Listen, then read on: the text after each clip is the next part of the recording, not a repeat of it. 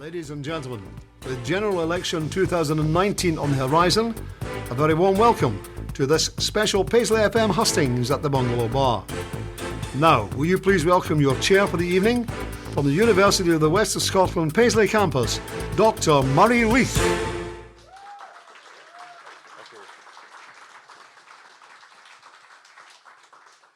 Good evening. Try that again. Good evening. I'm not sure I can live up to that billing. All right, as we say, this is welcome. Good evening, everybody. Welcome. We appreciate you coming out on a nice dreich and drabby West of Scotland night. This is, of course, hosted by Paisley FM, which is available on 107.5 FM and DAB digital radio online, plus via the website at paisleyfm.co.uk or on the Paisley FM app. That represents the whole of the advertising for this evening. As I say, this welcome to the general election hustings here at the Bungalow, and we'd like to say thank you very much to the Bungalow for opening your doors for us this evening. I'm Dr Murray Leith. I'm a reader in politics at the University of the West of Scotland. I'm not used to these kind of intro or these kind of lights. But I should say I'm very pleased to be the chair of tonight's very topical and probably very important event. I would now like to introduce you to the candidates. At the end here, we have Jack Clark from the Liberal Democrats. We have Mhairi Black from the SNP.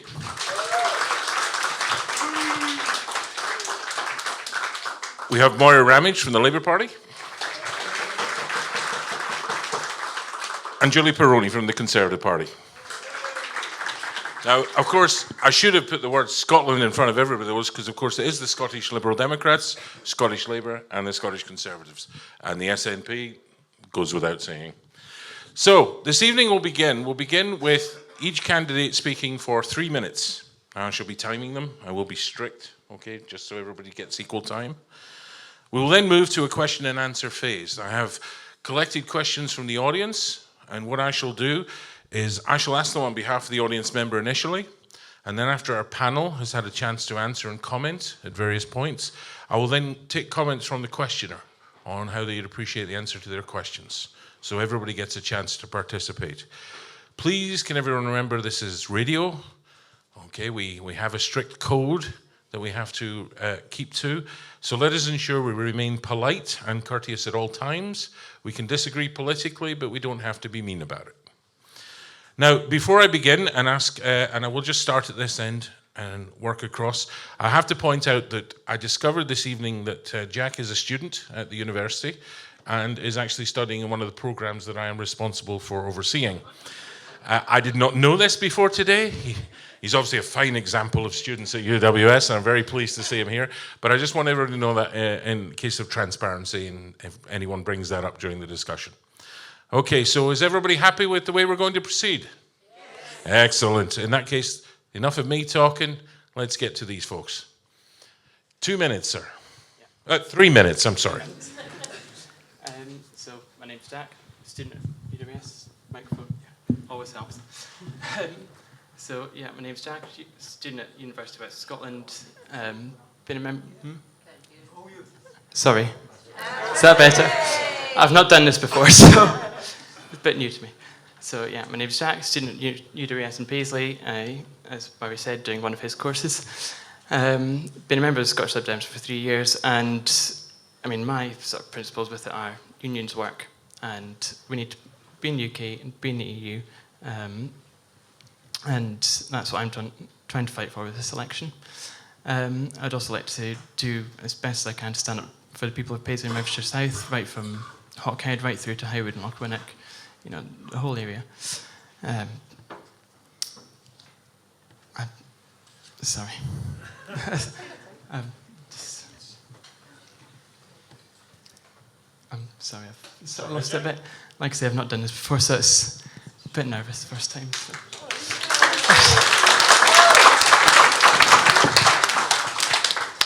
Don't worry about it, Jack. I'm very nervous too. But fortunately I'm not standing for office, so I can pretty much get away with anything. In that case, we'll move straight to Miss Black. Cool. Hopefully this works. Is that? Can you hear me? Yeah. Well, firstly, thanks everybody for coming along. Obviously, it has been an incredible privilege for me over the last 4 years to be representing this area, but to be frank, there's still more to do, far more to do, and I think that although we've been hit with elections, more than we care to remember, I think that this one in particular is incredibly important, because what is at stake this time round is like never before, because we've got a Prime Minister who will break the law, we've got a Prime Minister who doesn't care what his policies' impact on people is, and we have a Parliament which point blank refuses to listen to the Scottish perspective and even the Scottish democratic vote to remain in the EU. So there's a lot of things that I think are at stake in this election, and personally I would argue from my not entirely biased position that I think the best place for that is the SNP, because if we can send back a strong group of SNP MPs once again, it sends that message that how we've been treated over the last few years will not be tolerated. Because let's not remember, we actually came up with a compromise paper. The Scottish Government came up with one, and it said that, right, okay, we're part of the UK, you voted to leave the EU, cool, as long as we stay in the single market and the customs union, we can compromise with that. And Westminster went, no, we're not even reading it. And then you fast forward 3 years and they've given basically a carbon copy of our suggestion to Northern Ireland.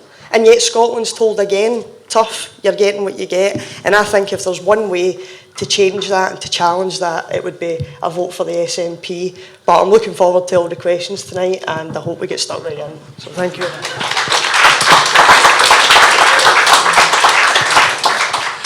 Thank you very much. Moving on. Good evening. Can you all hear me? Is this working? Yes. Good. Thank you. Well, I'm Moira Ramage, and I live locally. I brought 4 children up here in this area. I was the Procurator Fiscal for Paisley for a long time. I know a lot about local issues and a lot about injustices that people are suffering today. And I'm helping local families as things currently stand to help them with injustices that they've encountered in Paisley, in Johnson, in the area, in the constituency. So I'm hard working. That's the first thing I want to say. And it would be a pleasure, an absolute honour, to be an ambassador for this constituency at Westminster.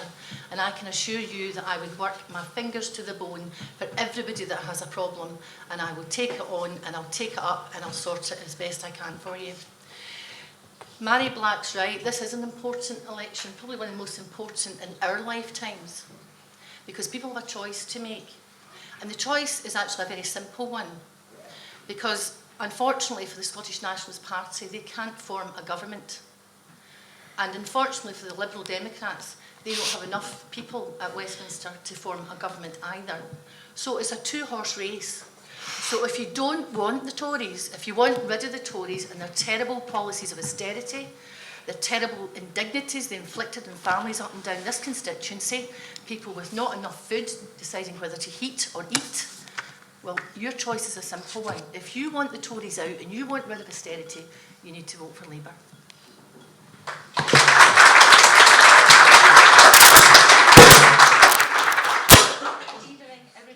I don't think that's it, it's on now. I'm Julie Pirone, and I'm standing in Paisley and Renfrewshire North for the Scottish Conservative and Unionist Party. I'm standing because I am fed up with the quagmire that is at Westminster, that we can't move forward, and there's lots of things happening in this constituency and all over the country that are not being done because all we talk about is constitutional politics. I want to make sure that the union stays together. I think that's really important. I think people haven't quite grasped the concept of what will happen to this country if there was another independence referendum. I think most of the population are sick of referendums. They want people to go on and do the work that needs to be done in constituencies like this and in the country. And that means having a better economy, protecting our National Health Service, which is not doing very well at the moment, making sure our education system actually works for the children that are in our schools, because it's not working at the moment. I have 2 teenagers and it's definitely not working. And to make sure that everybody in this constituency in Paisley and Renfrewshire North voice is heard. And that just doesn't mean in our towns, but also in our villages that are at the periphery of the constituency that sometimes are mislooked. And look at all those really important local issues that I believe, like Moira, will work really hard to solve those problems. And I think having a strong Conservative voice at Westminster keeps some of those English colleagues in check, and that's why we are the Scottish Conservatives and Unionists, and to make sure we stand up for the people of Scotland. And I think some of the policies we've announced show that we are doing that. The money that comes from Westminster needs to be spent wisely in this country, and it could be started in the NHS. Thank you.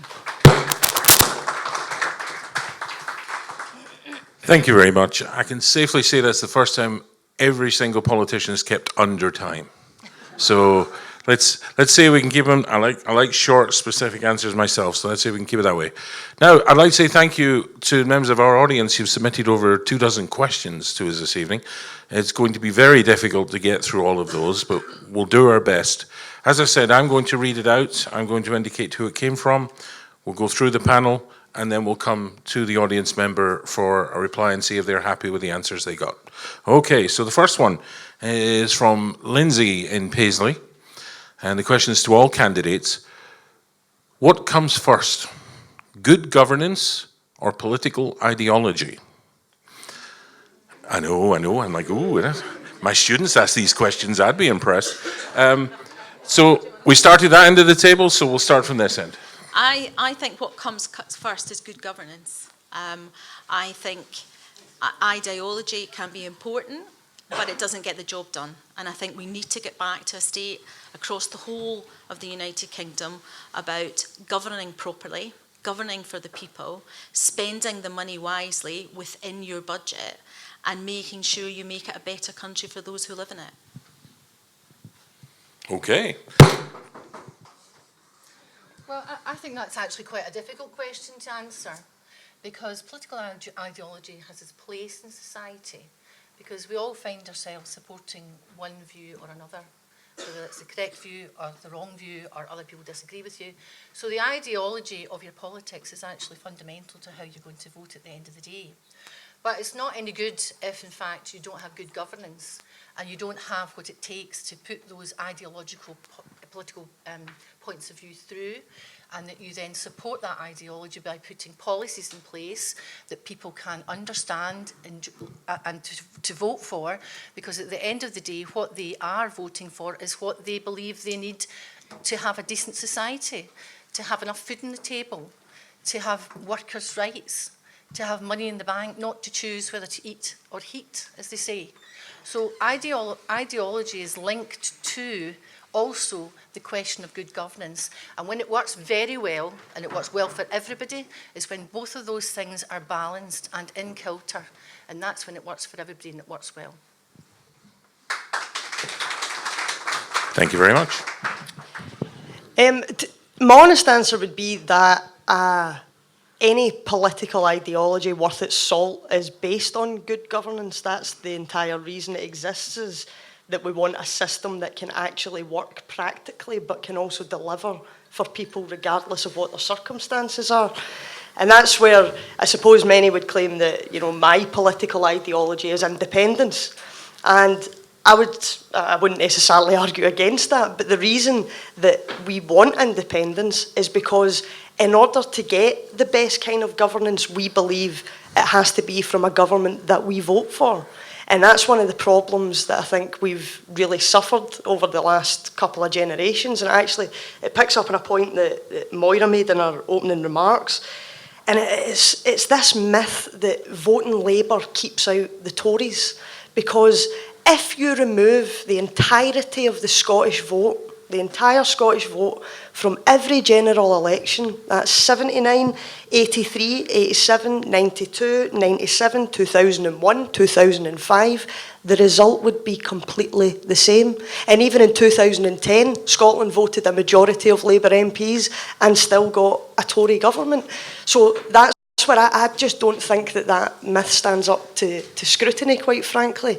And the reason why the SNP are putting forward the case to go to Westminster is because so long as Scotland says it wants to be in the Union, then we have to, as democratically elected representatives, go down and make sure we argue for the absolute best.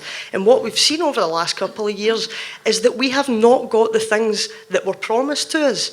And we have this mad situation where we are half in charge of some things, but the money's still decided elsewhere. So it's the equivalent of, giving somebody control over the window wipers and then expecting them to control the entire car. It's my belief is that we need to have the full powers so that we can then have truly good and reflective governance.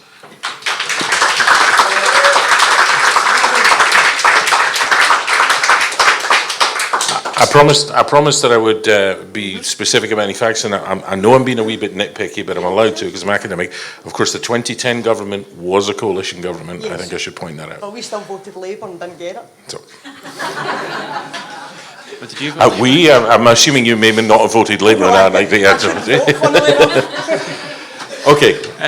So I would say that every party has its own ideologies, of course, conservatism, liberalism, socialism, but they're all grounded in the way that we think the government should work and what is good governance. So I would say that good governance, from my point of view, is a liberal perspective, and we need to obviously listen to the people, of course, and follow what's right for the people and what they choose. And again, I'm sorry. I can do better tonight. You're doing fine, sir. You're doing fine. Don't worry about it. Okay. That, of course, was from Lindsay. Lindsay from Paisley. Are you out there? Hello there. Behind you. Thank you very much. Yes, thank you very much to all the candidates. That helps solidify for me where they stand. Thank you. All right, thank you very much. I appreciate that. Interestingly enough, we touched on a couple of points there, and it's one that Stevie Blythe picked up here, or is that Stevie from Blythe? My geography's terrible, so you'll have to forgive me. The accent's kind of messed up, and before you ask, I was actually born in Kirkintilloch, but my parents did that good Scottish thing of moving out of the country. And I've moved back 20 years ago, so the accent wavers when I get nervous, so you'll have to forgive me. Stevie says, when did it become party policy for the Lib Dems, Tories and Labour to remove powers from the Holyrood Parliament, given that they have spent the whole campaign talking about devolved matters? Now, I think from that we could probably see where Stevie's leanings politically come in, but I think he's touching upon a good point, of course. We have a general election to the Westminster Parliament here, but we spend a lot of time talking about devolved matters. So I think let's pick up on that point. And is there anyone that would particularly like to go first? Who hasn't had the choice now? Moira, thank you. Well, the Labour Party recognise the importance of devolution, and they want to devolve even more powers to the Scottish Government than they already have. They're also promising funding, proper funding, that will enable the Scottish Government to do away with the worst aspects of austerity, and also to try to help improve council funding. And they're offering matters which would normally be devolved, and of course they're giving money to the Scottish Government to help put into place free broadband, free bus travel for the under-25s. They want to see local authorities back in charge of buses. They have not wanted to see buses being devolved and being run for profit and not for passengers. Because I have certainly came across in the days and the weeks that I've been campaigning here, the number of people who've complained that the service for the buses is not for them because the buses either don't turn up or the buses are late and they do not run at times for people conveniently getting off a train or another bus to get to where they're going to. So the Labour Party are offering to devolve more powers to the Scottish Government, to give Scotland even more powers to run its own affairs. It also wants to do away with the House of Lords. That's not been working for quite some time. And what it wants is a sort of regional structure that's a second chamber in Parliament that's more meaningful, more linked into how local people up and down the country, not just Scotland, up and down the country, so they're not left behind. So Labour is offering Scotland a lot, but it's also not taking away from Scotland, you know, the basic ability, if things get really sticky and we're really stuck, you've got somebody who can help you out. Oh, you've got your own. I've got my own. I think we're talking about devolved issues because we all live here and it's all really important to us, and that's the things that we see and we touch and we live with every day. I think the Prime Minister and the Scottish Conservatives have said they would spend £3.1 billion would come to Scotland under the Barnett formula. That money comes from the UK, and it's to be spent, I would hope, on the National Health Service and also on the education of our young people and our children. And I think that is why we talk about devolved politics, simply because we live with that. And I think the Prime Minister and the Conservative Party recognise the importance of Scotland and how important we all are as four nations together. I think you can't underestimate the power that has in this country and abroad and still in Europe. It is also really important that we talk about devolved issues because that's what people are talking about on the doorsteps on the street. It's about how bad the NHS has got in this country after 12 years of SNP government. And I think having a strong, well, unfortunately, that's who runs the health service in this country. That is fact. Well, I'm not very pleased about it. I think it could be a lot better, and I hope that the money that comes via the Barnett formula is actually spent in the health service in Scotland and not spent elsewhere. And I think if we had another independence referendum that cost us £17 million, there is a lot of good that you could do with that money.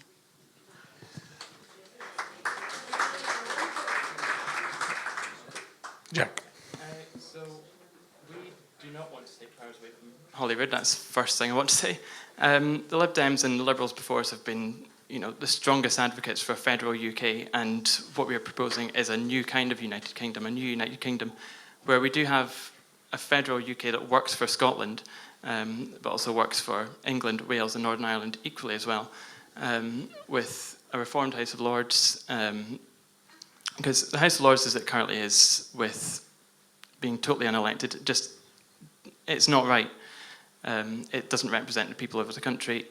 So even if it was 80% elected and 20% appointed experts, I'd be fine with that. I'd be happy with that.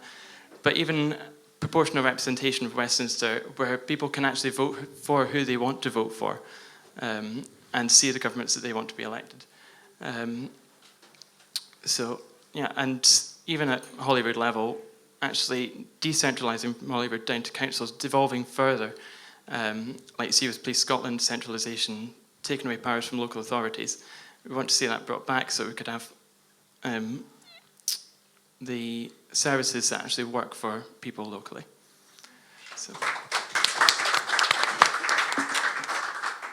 Well, just to make us go through these points as succinctly as I can, the first thing is, I say this with sincerity, but I am truly bored of the Labour Party promising devolution to Scotland, because they have been promising this for over 100 years. We'll give you slightly more powers, we'll give you devolution to the max's max, and don't worry, Gordon Brown will be there to tell you that you've got full fiscal autonomy. So I've sat there in these designated legislation committees with Labour members who have made sure that employment law does not get devolved, trade union law doesn't get devolved, social security doesn't get involved. All of the things that are impacting the people of this constituency the most, I've sat and watched them sit on their hands and refuse to allow us to responsibility for our own people. So, second point, I've been heckled by worse, pal. Right, the second point is the wage that I can't understand for the life of me why anybody would take their wage packet at the end of a month, give it to their neighbour, and let their neighbour decide what they could spend and how much they could spend. And that's effectively what Scotland's been doing for certainly the last 100 years. And when we talk about these things, it's worthwhile remembering that right now, in fact, the Scotland Act that got amended in 2016, this was the wee extra bit that got put in promising us more powers. It said, but it is recognised that the Parliament of the UK will not normally legislate with regard to devolved matters without the consent of the Scottish Parliament. Right now they are, not just with Brexit, but with other issues. And the reason I reference that bit is because quite often they don't want you to read the section before that one, which is section 7, which says, this Parliamentary Act does not affect the power of the Parliament of the UK to make laws for Scotland. That says legally, regardless of what is devolved, regardless of what powers are transferred, nothing affects the ability of Westminster to make laws for Scotland. And if anybody thinks that our Parliament is safe in the hands of any of the main unionist parties, I think they've got another thing coming, frankly.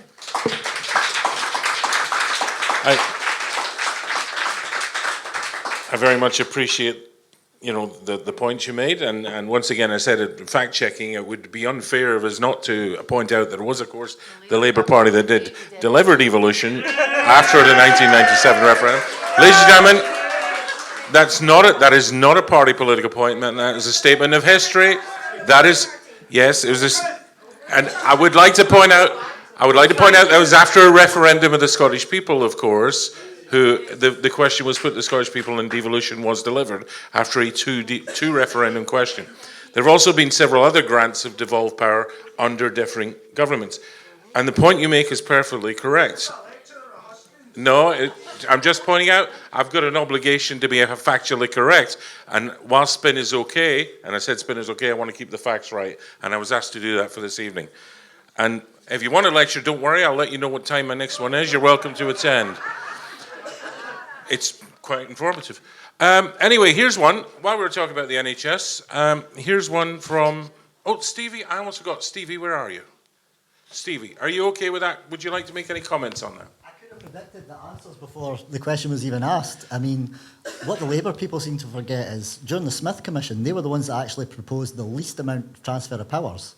Yet they keep saying, we're going to give you more, we'll give you more. Bit of jam tomorrow. Always. It's in our manifesto. Yeah, but it's been in your manifesto for the past 100 years and you've never done it. I think you're right, the Labour Party would deliver for everybody. Thank you, Stevie.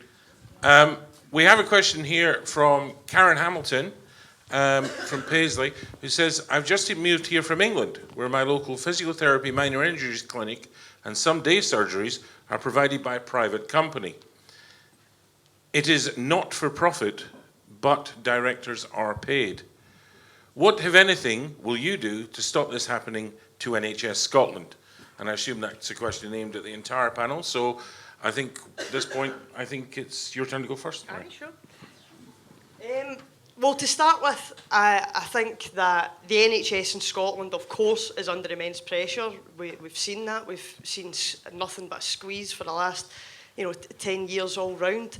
However, I think it's very important to view this topic in context, in that not only have the Scottish Government been investing as much as possible, I think it's £14 billion this year in the NHS, but more than that, they're doing that in the face of over £2 billion of cuts from Westminster. So whilst the health service completely is not perfect and there is always room for improvement with it, I think it's worth remembering that actually we have one of the best performing, in fact the best performing NHS out of anywhere else in the UK.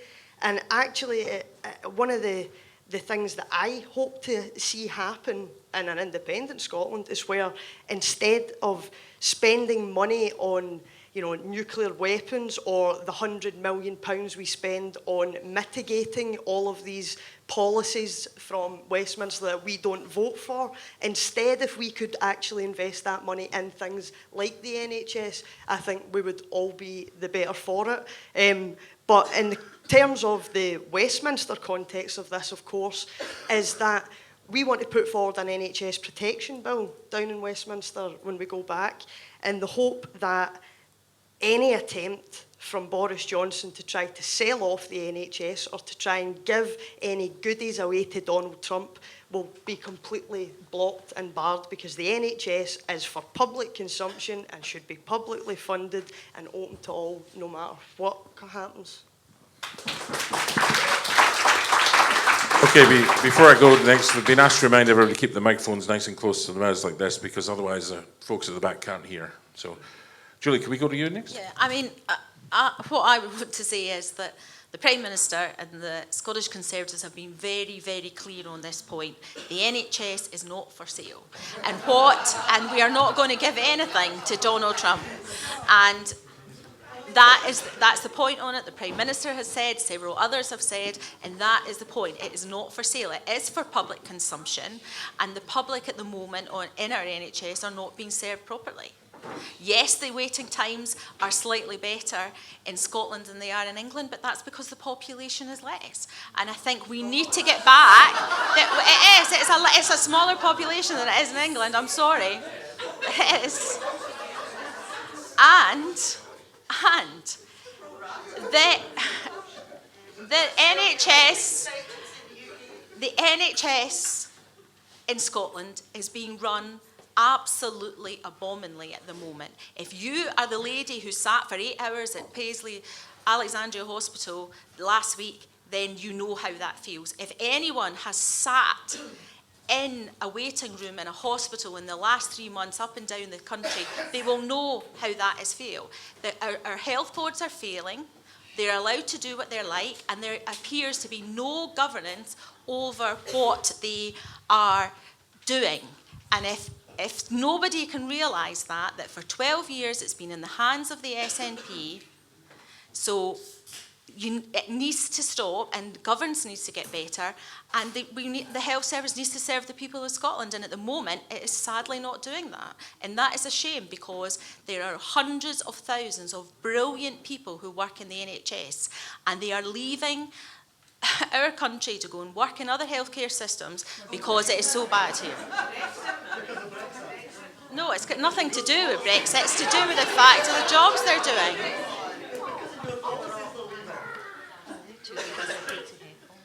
Yes, I sense a certain, disquiet amongst the audience. Over to you, sir.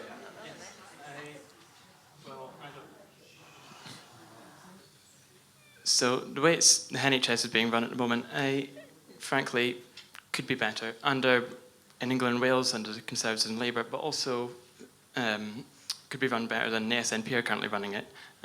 If you take, for example, investment in drug treatment, it's cut by £15 million, if I remember rightly, and Scotland now has the worst drugs deaths in Europe. So we do need to invest in NHS.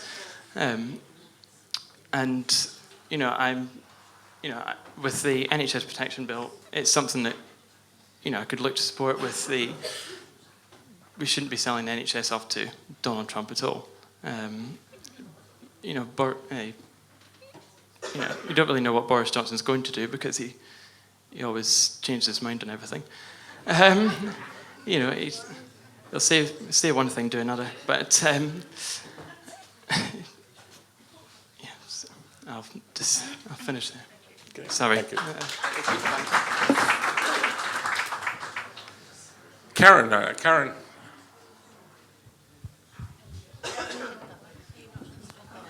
Oh, I'm sorry. You know what?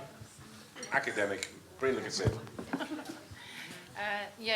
My terms of wisdom haven't been heard yet at all. Could you? Sorry.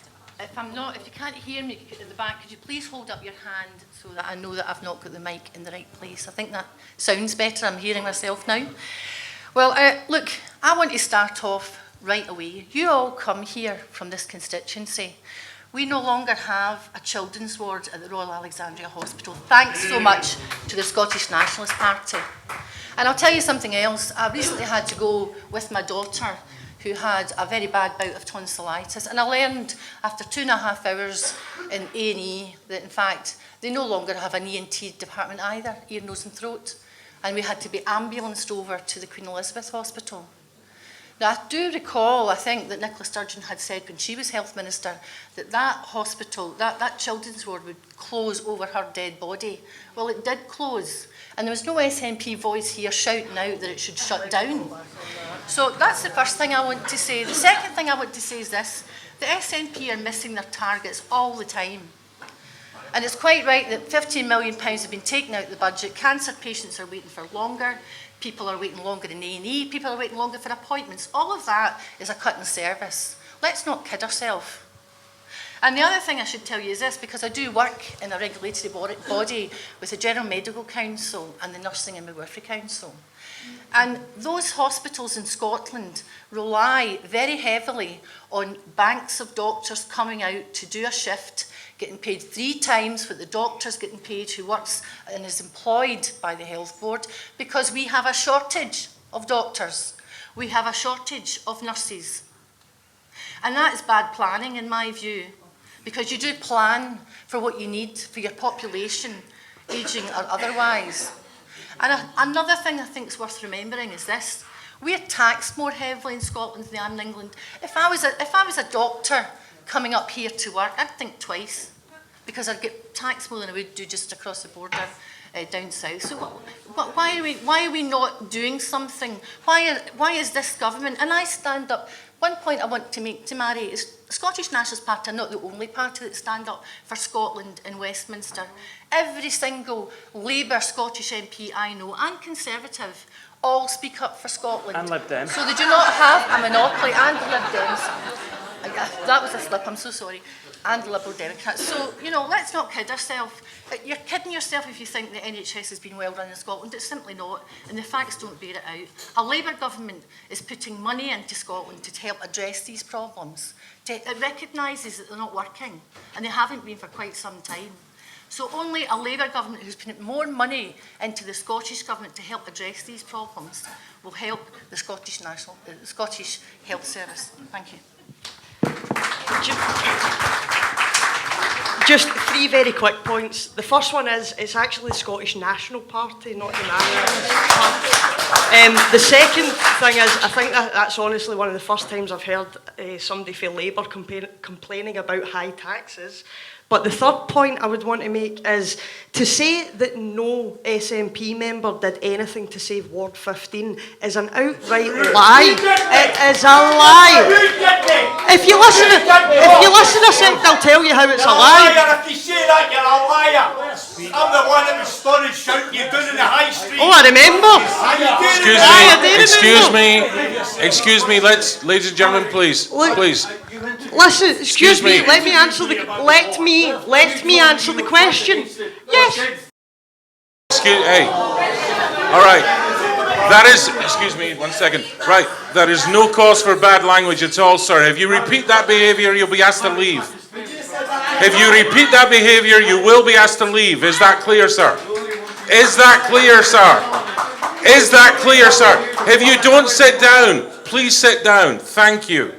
There is no need for yelling and shouting. We all have strong beliefs in this room. Everybody is here to listen to the candidates. Thank you very much. So as I was saying, the facts of the matter are, as soon as the Health Board voted in favour of making those changes, I wrote to the then Health Secretary voicing and saying in plain terms that I did not support her decision, that I did not support the decision of the Health Board. I then arranged a meeting... No, you didn't. Excuse me, sir.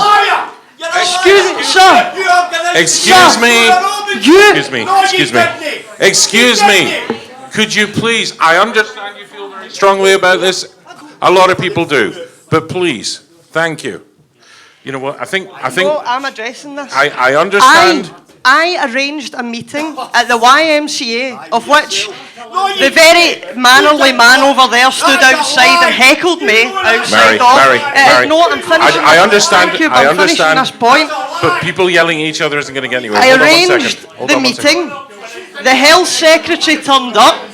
Every single constituent that contacted me about Ward 15 personally met with the then Health Secretary. I then spoke to her again in person and said, I am against these changes in the greatest of terms. And quite frankly, I am a reserved politician. I work at Westminster.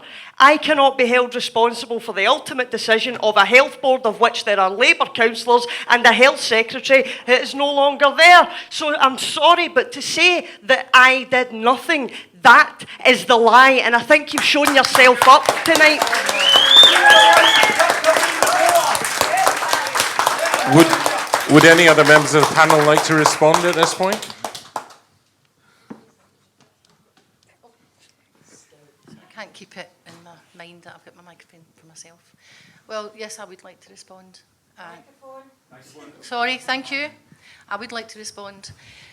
First of all, yes, it's true, Mhairi, that you were the Westminster MP. I don't think many people in this room at that time, or even now, were sitting around their dining room table talking about Trident.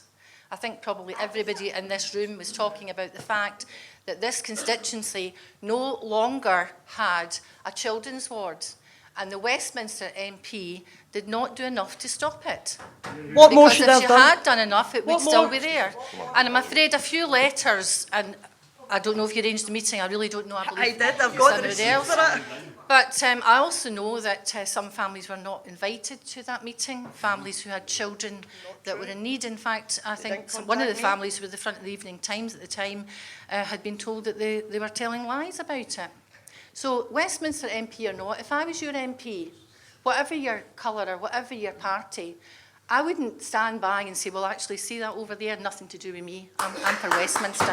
I'm for the constituents of my constituency, and I will do whatever I can to help you. Whatever party you support, I don't care. But if I'm your MP, I'll fight your corner, and I'll make sure your voice is heard. Can I ask then why a Labour councillor press release?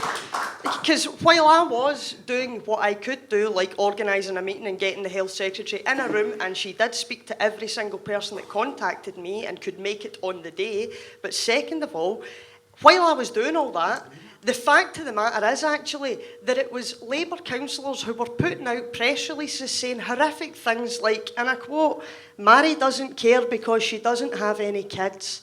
They were putting out these comments. And by the way, some of those councillors are actually candidates in different areas. So I think that's worth noting, even beyond this constituency. Okay, we'll let other candidates. I just wanted to say that there is very strong feelings in both of the constituencies in Renfrewshire about the closure of the children's ward. And I think perhaps people should get round the table and go back to the health secretary and ask her to relook at it again, because it's not just in this constituency that children in hospitals are suffering. It's also children in the east of the country where they're having, particularly cancer children, who are having to travel 200 miles to get treatment because the new children's hospital at that side is not open.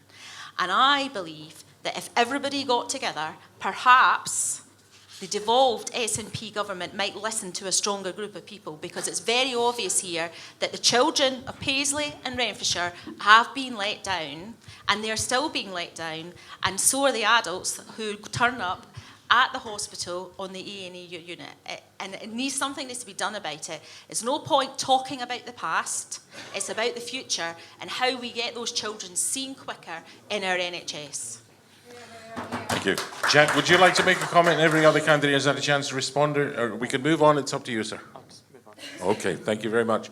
Right, we're very short on time, and I'd like to pose it. Excuse me. Karen, of course you can. What can I say? I've got a memory like a sieve. But I know we got waylaid talking about the RAH Children's Ward, but before that, I don't think anybody answered my question. And I was very disappointed that the Conservative candidate, in essence, accused me of lying.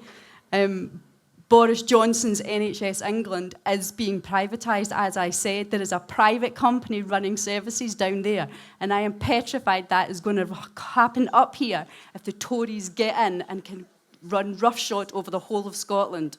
We've got down there are minor injuries clinics that are closing when it's quiet. How does that work? You've got kids that are having broken arms and they can't go there for an x-ray because it closed because it was quiet earlier on in the day. That scares me. Thank you. Okay, what I'm going to do now is I'm going to read out 3 questions, as I say, because we're running out of time and I want to make sure we get to these questions. And they are actually about reserve matters, many of them. We have a question from Alan Hamilton from Paisley, who said, would you vote in favour of proportional representation within the next term? We also have a question from Elaine about WASPI pension loss. and it says, a case of maladministration. What have you done and what will your party do to redress this wrong? And then also have a question, and you'll forgive me, I'm not very good with handwriting. I can't read it very clearly. But it's about Trident, which has already been mentioned. It says Trident has become an issue in this election, with the Conservative and Lib Dem leaders stating they would use it. Can I ask who is against? And then I'm unable to read much of this question. So we've got WASPI pensions, we've got proportional representation, and we've got Trident. So, Jack, would you like to lead off, please? Start off with proportional representation. Yes. That's it, just yes. It's been Lib Dem policy for decades now to have a proportional voting system for Westminster. And if you look at Scotland as well, we managed to get the local authorities to use proportional representation in 2003 as well. So yeah, for Westminster, it just makes sense. In terms of WASPI women, Christine Jardine has been doing a lot of work with WASPI women, and I will continue to support that as our welfare shadow secretary, hopefully Secretary of State in the next Parliament.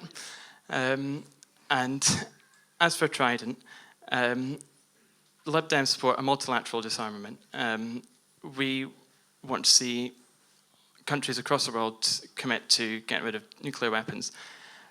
But until such time, you have to say yes to pushing the button.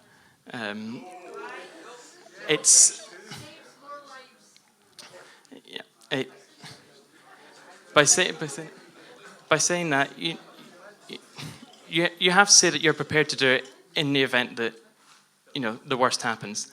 But ideally, no, don't want to do it. But if you have to do it, you have to do it. So, thank you. Anyone particularly want to go next? Or? Yep.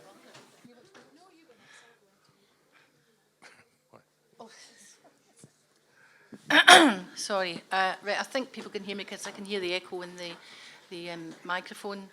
Well, I want to deal with WASPI women because the WASPI women are here tonight, ladies, so a big cheer for you. And of course, for those of you who don't know, these are the women who are born in the 50s and who in 1995 the Conservative government decided to in fact just take their pension off of them and change the pension age to 65 in order to make it more equal. And then in 2011, under the coalition, George Osborne accelerated that. So women who were leaving their work one day thinking they're retiring into their pension day the next, suddenly found, because they'd not been notified, most of them, that in fact they had no pension. So you've left your work, you've no income, and suddenly you've no pension. But the Labour Party, and these WASPI women have been working so hard with cross-parties. I know that the SNP have been involved as well as the other parties around the table. But the Labour government has, in fact, put in place a form of compensation for these women. On average, they'll get £15,000. They're putting, righting a wrong, righting an injustice. And believe you me, some of the stories these women could tell you are absolutely shocking about the deprivation that they face, the stress, the worry, the hardship, and frankly, they deserve better. And I'm proud myself to be a WASPI woman, to be a member of the committee, and for the Labour Party, my party, to be the party to offer them compensation and right a wrong that has been so unjust. So, ladies, I hope that you'll get your wrongs righted very soon. And if you're a lady in the 50s and you want your pension, you need to vote Labour. If your granny needs her pension, you need to vote Labour, because they're the only government that has put out anything that will help the WASPI women, not the Conservatives, not the Lib Dems, and not the SNP for obvious reasons. Trident's a necessary evil. It's a deterrent, and I think if it came to the point you have to push the button, the deterrent wasn't working. If you're in government and if you're the Prime Minister, you have an obligation to protect the public, the people that you represent. And yes, it's a very difficult thing to do, but I think if you take your obligations seriously, you have to think very carefully if you want to put yourself forward to be a Prime Minister, that that's one of the tasks that you in fact may have to undertake. But one thing I did wonder about Jo Swinson's very direct, yes, I would push the button. It's somehow flown in the face of their green policy, because of course the minute you press the button, we're all goners because climate change will just go through the roof and we'd all die off eventually. So I think they maybe perhaps have to look at that particular policy and the inconsistencies there. I would be personally in favour of proportionate representation.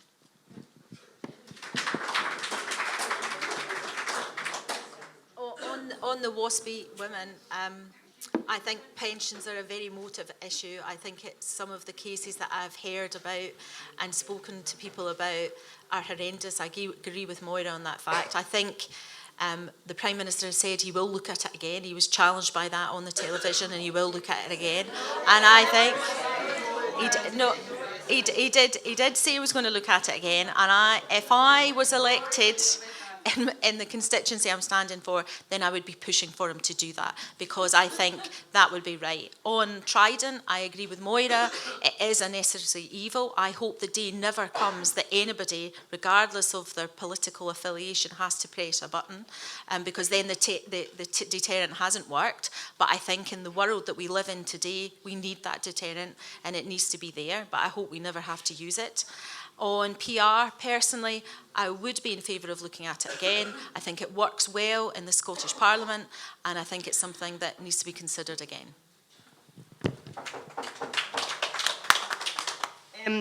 First of all, I totally support proportional representation. I think the current voting system is completely out of date and redundant, so I'd happily vote to change that. Secondly, on WASPy, and it's worth pointing out as well that actually the very first constituent I dealt with at my first surgery was a WASPy woman, but we actually didn't realise what WASPy really was at the time. And then more and more people started to come forward, and of course, as Moira's explained, it has just spread like wildfire how many women were not told that their pension age would be changing, and they were not given reasonable time whatsoever to plan in any shape or form. Now, when I was elected in 2015, in 2016, the SNP, our Westminster group, we pooled some money and got a report commissioned, the Landman report. And what it was doing was looking at practically what are the different options that the UK government can actually do to deliver this, or to at least ease some of the pain. And of course, the report found that there's plenty of money there to do it. The National Insurance Fund was sitting at a surplus. But the challenge with the WASPy issue as such is that, quite frankly, the Conservatives are just waiting for women to get older and die off. It is, as time goes on, because there is a small window from which women are left in this limbo, as time carries on and the longer they leave this in the long grass, by eventually women will end up hitting the pensionable age, and by that time the damage is done. So that report now, to be totally frank, I imagine the figures in it would be slightly out of date, so we'd need to commission something to get it more up-to-date. But we've always said, and I will always support the WASPy women 100%, because they paid in, and there is absolutely no reason why this government or any future government can't pay out, and it's been a problem that's been left to fester by both of the main political parties for far too long. And I think that the very least the government should be doing is an impact assessment and figuring out what the average damage is and paying compensation to those women. And tomorrow, tomorrow we have the manifesto launch, so there'll be more detail on that for the WASPy women. And on the last point on Trident, there's two real key arguments here. The first one is the logical case for nuclear weapons. I don't believe there is one. I think that if someone sends a nuke over to the UK, game's a bogey anyway, so what matters is it if we send one back? But more so, the world has changed vastly, and when we are seeing such a rise in cybercrime and cyber attacks, these nuclear weapons that are sitting rusting, quite frankly, on the Clyde and soaking up billions of pounds, which, as we've heard tonight, could be better spent elsewhere, I find that completely ridiculous. These weapons are redundant and they're out of date. Quite frankly, I think it's nothing more than an egotistical thing that the UK government want to keep them as some kind of pride. But the second point, beyond the logical case, the second point is the moral case. If you're asking me right now, do I support funding weapons which would result in mass genocide? My answer is no. If you ask me, would I push a button that would commit mass genocide? My answer's no. I don't care what's going on in the world. There is absolutely no circumstance under which the answer is to drop a nuclear bomb on half of the world's population. And frankly, I think that these weapons are a stain on our country. I think they're a drain on our resources. And the sooner they're out the Clyde, the better.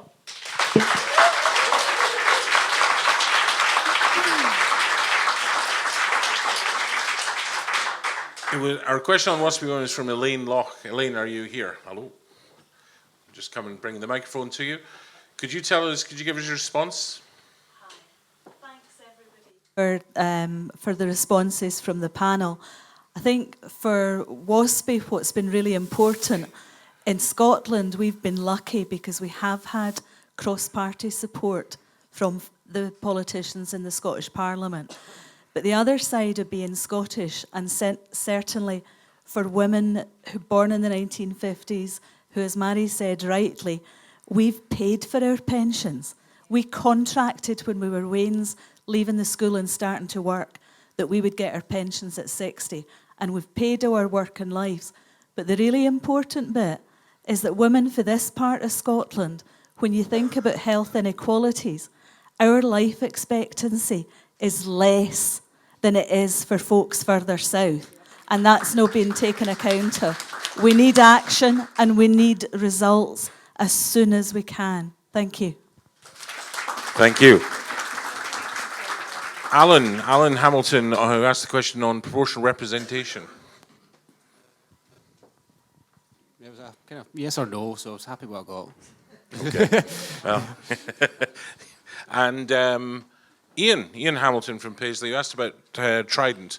And I'm sorry I wasn't able to read your whole question, but... I got the answers I expected. The rest of the question was, when you look at surely we wouldn't do the same as the US did and nuke 2 civilian cities.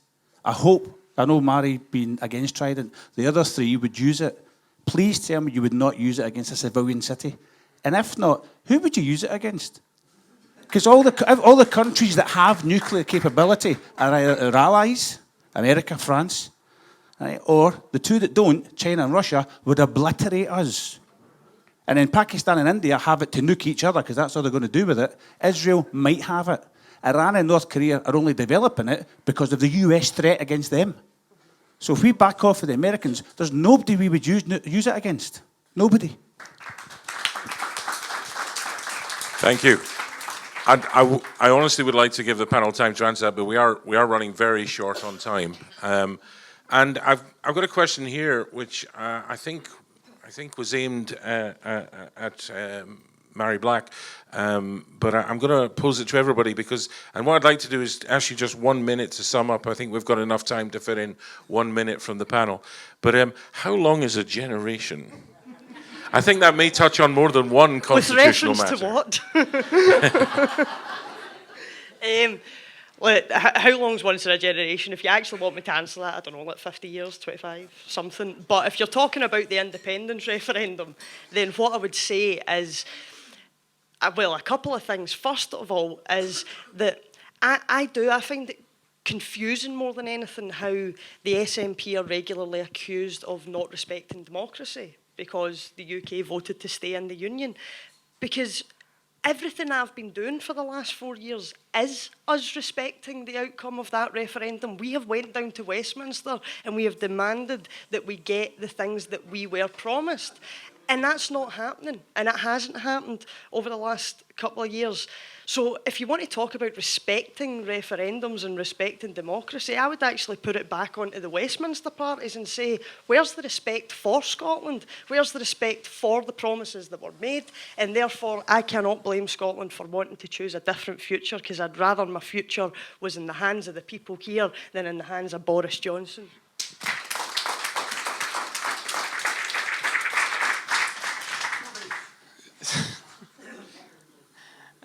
So in terms of generation, I say usually, 15 years or something? But that's just what I'd say. But in terms of the referendum and respecting the result of the referendum, Lib Dems also get accused of not respecting results of referendums, but we respect the result of 2014, where Scotland voted 10% margin to remain in the UK, and we also respect the result of the 2016 EU referendum, both in Scotland, where it was a vast majority to remain in the EU, and also in the UK, which did vote to leave. But what we say with our pushing for a people's vote for the EU is that the outcome of Brexit, we didn't know at the time. We now know that it could be either no deal, it could be Boris Johnson's deal, whatever he wants to bring to the table. So we need to decide if we want his deal, if we want no deal, or if we want to remain in the EU this time. And once again, respect the result of the referendums. Thank you. Thank you.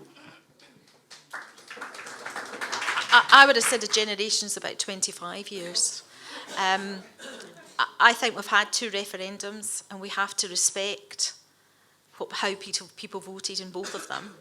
I think we need to get back to the day job of providing really good services for the people who live in Scotland and in the United Kingdom. And the more we talk and dither and keep going on about what has happened in the past, we are never going to move forward. And while we don't move forward, the rest of the world will, and we'll be catching up. And I don't want to see that happen. Moira? Well, as a respecter of democracy myself, this country chose at the referendum not to leave the Union. And I didn't for a minute think that we'd still be talking about this so many years on and shifting goalposts and talking about what amounts to a generation. If people voted to stay in the Union, then everybody should respect that, and we do stay in the Union. And we do go on with the day job.